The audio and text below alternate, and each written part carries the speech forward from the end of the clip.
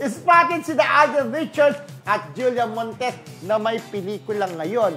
Sa premiere night ng movie ni Catherine Bernardo at Dolly De Leon na A Very Good Girl. Dolly De Leon. Ayan, no? Ang daming umaten. Talagang sumuporta sila.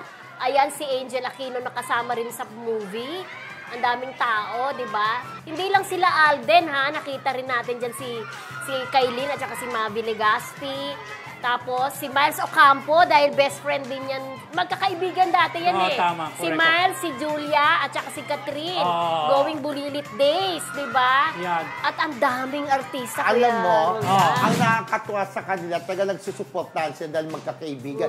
Pero, naniniwala ako na part pa rin ng promo ni Alden at ni Julia yung pagpunta doon. Kasi may pelikula sila together, na silang dalawa sa October pa ipapalabas yun. Pero pwede namang love nila si Catherine. Pero si Alden, nakasama naman ni Catherine. At naging leading lady niya si Catherine. Tapos si Julia, kaibigan talaga ni Catherine. Yes, with Miles Ocampo, di ba? Kasi pwede rin namang balikan din ni Catherine ang pag-support sa kanila. Yes, siya naman ang susuporta. Tulungan lang yan eh. Sana nga ganun, tumulong din ito, di ba? Pero ayun, nabase sa premiere night, bongga, di ba? Yes, and hindi spotted dyan si Daniel Padilla sa mga naghahanap sa kanya.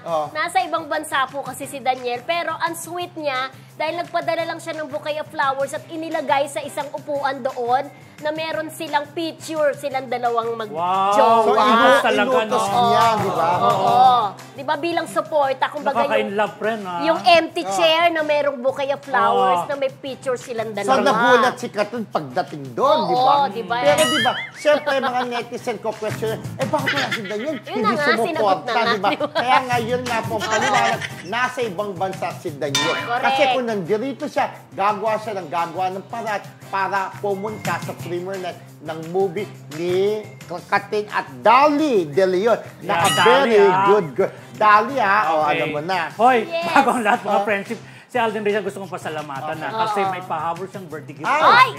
Bongga! Ang message lang niya, sorry, tito late po ako. Ay, alam mo nakakita si Alden, hindi pa nagbabago, di ba? Love na love niya si Kuya Roldan. Makita mo, talagang very warm pa rin. Of course, ang kanyang manager, si Carlite de Guzman, separate kay Carlite, separate kay Alden. So maraming salamat sa mag-manager. Separate lives pala ito. Pero hindi ko na inasahan kasi September na, August pa yun eh. So thank you very much. Kaya pa nakita ko sa Facebook mo, binati mo, nagpa-thank you ka, no? Thank you, si Kuya Romel na isang taon ng birthday eh. Sino? Si Kuya Romel may mga pahabol pa rin, friends. Wala nang friend. Christmas na.